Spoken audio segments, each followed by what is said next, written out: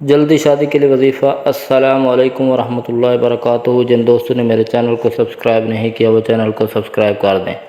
آج میں آپ کے ساتھ شادی کے لیے ایک بہت ہی طاقتور وظیفہ شیئر کروں گا۔ یہ وظیفہ ان لوگوں کے لیے ہے جو اپنے بچوں یا بچیوں کے رشتے کے لیے پریشان ہیں۔ وہ یہ عمل اپنے بچوں کے لیے کریں، انشاءاللہ آپ کو اس کا یقیناً فائدہ ہوگا۔ وظیفہ پڑھنے کا طریقہ: آپ نے روزانہ دن یا رات میں صرف ایک مرتبہ سورۃ طٰہٰ پڑھنی ہے اور اس کے اول و آخر تین مرتبہ درود ابراہیمی پڑھنا لازمی ہے۔ آپ اس عمل کو وہ بچہ یا بچی بھی کر سکتے ہیں جن کے رشتے کا مسئلہ ہے، پھر ان کے لیے ان کے والدین یعنی والد یا پھر والدہ بھی پڑھ سکتی ہیں۔ آپ نے سورۃ طٰہٰ کو دن اور رات میں ایک مرتبہ پڑھنا ہے اور جب سورۃ طٰہٰ کو مکمل پڑھ لیں تو پھر آپ نے اپنا مقصد ذہن میں رکھ کر اللہ سے رو رو کر دعا مانگنی ہے۔ انشاءاللہ بہت جلد ایک اچھا رشتہ آپ کے دروازے پر دستک دے گا۔ اس عمل کو آپ نے اس وقت تک جاری رکھنا ہے جب تک کوئی اچھا رشتہ نہیں آ جاتا۔ جب رشتہ آ جائے تو آپ نے وظیفے کو چھوڑ دینا ہے۔ قرآنی آیات کے حوالے سے وَمِن كُلِّ شَيْءٍ خَلَقْنَا زَوْجَيْنِ لَعَلَّكُمْ تَذَكَّرُونَ، اور ہم نے تم کو نصیحت کی ہے اور تم نصیحت حاصل کرو۔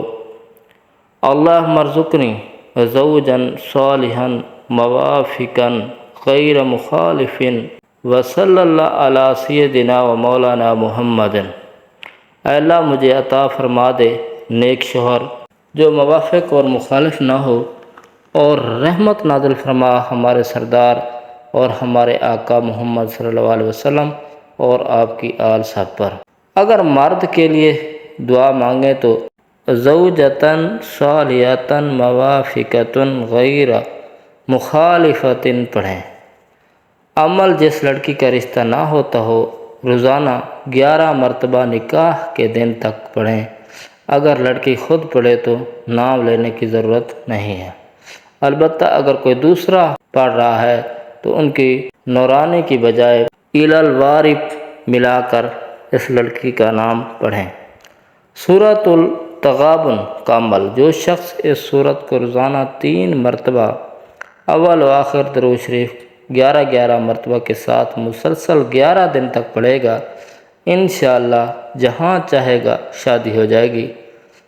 نوٹ: لیکن ہر عمل کو کرنے کے لیے پاکیزگی، نیک نیتی اور 5 وقت نماز کی پابندی لازم ہے۔ وظیفہ پڑھنے کے متعلق ضروری ہدایات ہیں۔ عمل کو آپ نے پورے یقین کے ساتھ کرنا ہے۔